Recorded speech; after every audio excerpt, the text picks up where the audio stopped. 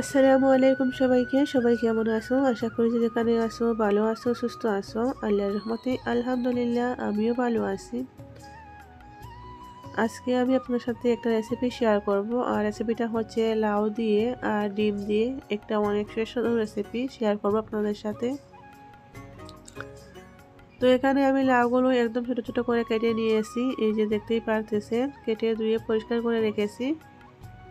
আর এখানে নিয়েছি একটা ডিম আর পেঁয়াজ আর রসুন আমি একটু থেতো করে নিয়েছি। আর নিয়েছি কিছুটা কাঁচামরিচ। তো এগুলো দিয়ে আজকে আমি অনেক মজার একটা রেসিপি তৈরি করব। যারা কুরবানির মাংস খেতে খেতে একদম আর কি বোরিং লাগতেছে তাদের অনেক উপকারে আসবে এই রেসিপিটা। আর এমনিতেই সব সময় এই রেসিপিটা খেতে পারবেন, অনেক মজার একটা রেসিপি। তো এখানে আমি এই যে কড়াইতে তেল দিয়ে দিয়েছি, দিয়ে এখন আমি পেঁয়াজ তারপরে হচ্ছে রসুন দিয়ে থেতো করে রেখেছি আর কাঁচামরিচ একসাথে দিয়ে দিয়েছি। দিয়ে আমি ভালো করে নেড়ে ছেড়ে নিচ্ছি। এখন আমি একটু মশলা দিয়ে দেব। এখানে হলুদের পাউডার, মরিচের পাউডার আর একটু ধনিয়া পাউডার দিয়েছি।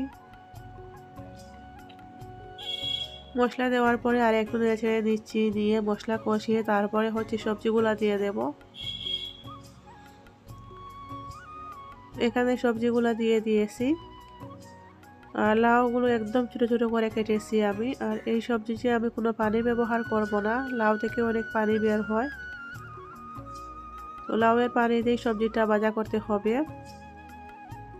পরিমাণ মতো লবণ দিয়ে দিয়েছি, দিয়ে এখন আমি ভালো করে এগুলো মশলার সাথে মিশিয়ে নেব।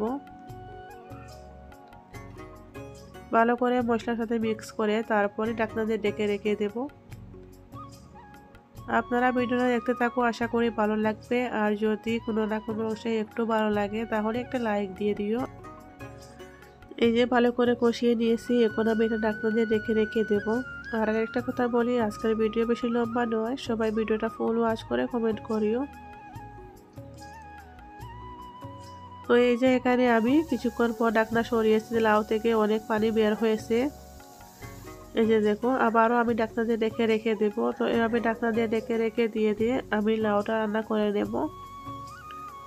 একটু পর নেড়ে ছেড়ে দেবো, একটু পর পর ঢাকনা সরিয়ে, না হলে আবার নিচে লেগে যাবে। এই যে দেখো, লাউটা পুরোপুরি সিদ্ধ হয়ে গেছে। এখন এটা যে পানি যেটা বের হয়েছে সেই পানিগুলো শুকাতে হবে। পানিগুলো যখন শুকিয়ে যাবে তখন আমি ডিমটা ভেঙে লাউয়ে দিয়ে দেব।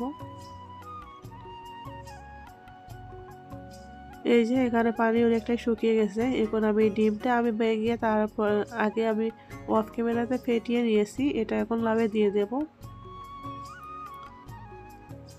এই যে ডিমগুলো দিয়ে দিয়েছি, আর একটু রয়ে গেছে কারণ অন্য সাইডে আমি লাউয়ের কষা ভাজি করতেছি। তো লাউয়ের কষা দিয়ে ডিম দিয়ে ভাজি করতেছি, তো একটু রেখে দিয়েছি, ওই লাউয়ের কষাটা দেব।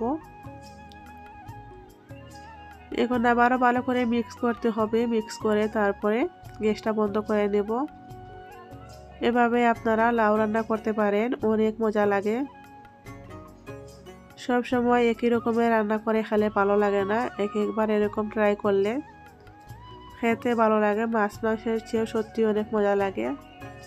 আপনারা এই রেসিপিটা ট্রাই করবেন, পরে দেখবেন অনেক ভালো একটা রেসিপি, খেতে অনেক মজা লাগে। ভিডিওটা কেমন লাগলো কমেন্ট করে জানিও।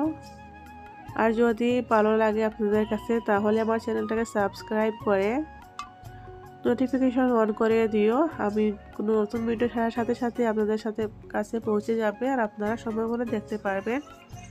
তো এই যে হয়েছে ফাইনাল লুক। আমার কাছে ধনিয়া পাতা নেই তাই আমি আর দেইনি, ধনিয়া পাতা দিলে টেস্টটা আরও বেশি বেড়ে যেত। আজকের মতো ভিডিওটা এখানে শেষ করতেছি। সবাই ভালো থেকো, সুস্থ থেকো। আল্লাহ হাফিজ সবাইকে। আসসালামু আলাইকুম।